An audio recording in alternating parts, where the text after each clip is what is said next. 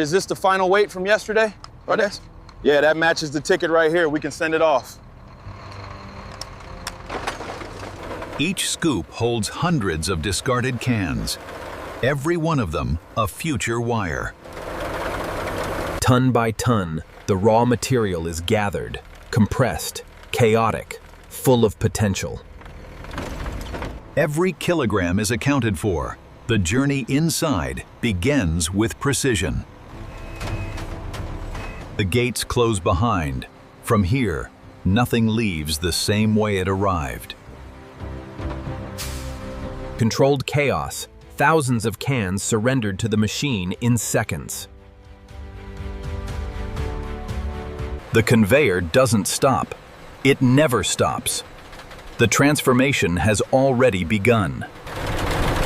Inside the tunnel, the noise is total intim. The cans are already being guided toward their fate. Steel, iron, contamination, removed in seconds. Only aluminum moves forward.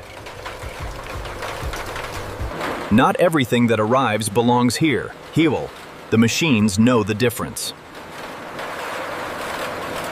The press doesn't ask. It compresses, condenses, and moves on without pause.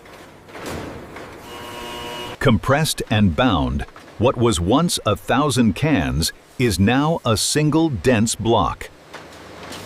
Across the yard, every forklift carries the same purpose, feeding the machine that never sleeps.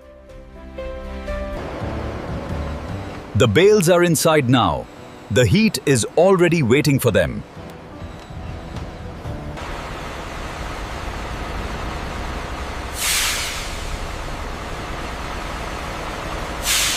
Every surface tells the story of continuous operation, heat, pressure, and time written into the steel itself.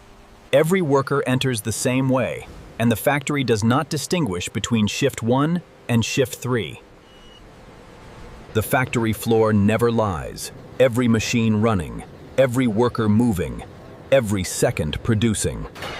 Before any machine runs, the humans must know exactly what today demands of them. Prioritize the blue bales in the storage zone. Roger that. Watch the forklift path. Every bale is tracked, every position logged. Nothing moves inside this facility without a record.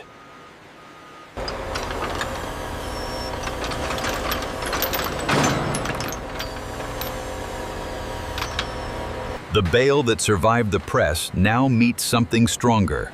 The machine that undoes everything. Inside the drum, compression becomes chaos, and chaos becomes raw material again. Size by size, the material is sorted, caves. The screen knows what belongs and what does not. Water strips what the drum loosened. Decades of labels, grease, and residue washed away in seconds.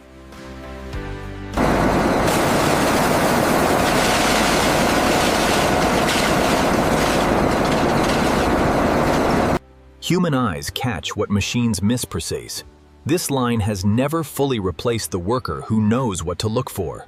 Physics finishes what hands began. The eddy current separates truth from contamination without mercy. The furnace zone has its own climate. Heat that presses against the skin before the door even opens. Into the fire. Every clean fragment surrendered to temperatures that dissolve identity entirely.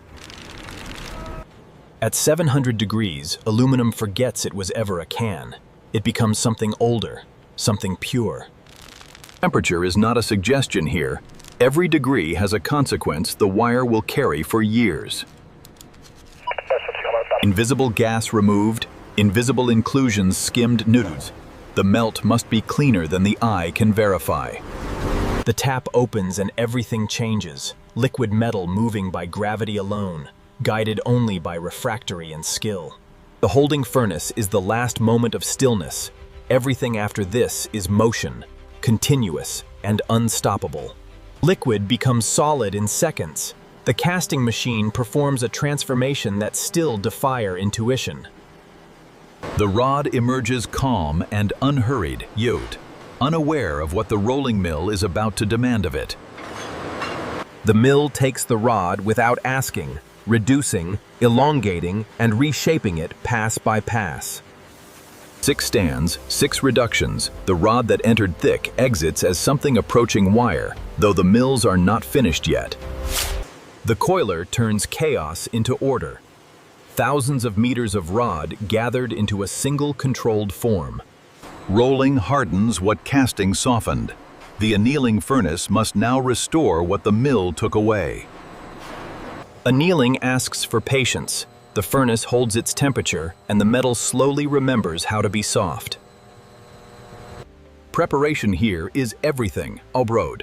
A wire drawing machine started wrong will not forgive the error. A tungsten carbide die smaller than a coin poignant, and through its center, the entire wire must pass. The machine starts slowly, but within seconds it finds its rhythm, and the rhythm does not change. At full speed, the wire is barely visible, moving faster than the eye tracks. Thinner with every die, it survives. 1,000 measurements per second, the laser sees what no human eye ever could. Spooling station, confirmed diameter is within spec. Proceed. The spool fills with the patience of a machine that has no reason to hurry and no capacity to stop. 3 seconds played, a full spool replaced, a new one begun. The machine never once aware of the difference. The robot carries 100 kilograms as though it weighs nothing, indifferent to effort, incapable of fatigue. Straightening is not cosmetic. A curved wire fails under load in ways no inspector ever predicts. The surface of a wire tells every story: contamination, oxide, stress. The cleaning unit removes the noise so the truth remains. The eddy current sees inside the wire, not its surface but its structure, finding what polishing cannot hide. Perfection is not found mined. It is cut away from everything that falls short of it. Every millimeter must answer for itself. The verification station issues no passes without evidence. The spool fills in silence and precision. Nuant. Every layer a record of everything the factory did right. The laboratory receives what the factory produced returns, and the laboratory does not accept claims, only evidence. Every test specimen carries the identity of its spool position. Traceability is not optional in this room. The wire breaks so the production line never has to. Every fracture in this room prevents 1,000 in the field. Conductivity cannot be assumed from composition alone, and the test is the only truth the wire can offer. The microscope reveals what the naked eye forgives, and in wire production, forgiveness has no place. The certificate is not bureaucracy. It is the laboratory's promise, written in data and signed by a human being. The packaging area is where everything the factory built becomes something a customer will receive. The standard of care changes here. The spectrometer reads the wire's chemistry in seconds. Every element present must answer for its concentration. Every layer of protection is a layer of respect, minui, for the wire, for the journey, for the customer waiting at the other end. The label is the wire's identity, everything it passed through, everything it proved, compressed into a code the world can read. The same hands that sorted the raw cans now stack the finished wire, the full circle visible in a single shift. Wrapped and bound, the pallet becomes a single object, ready to survive whatever the journey demands of it. The warehouse holds what the factory built, patient, ordered, waiting for the call that sends it into the world. And this is how modern factories transform old aluminum cans into metal wire Ks. From scrapyard to finished product, from beginning to end.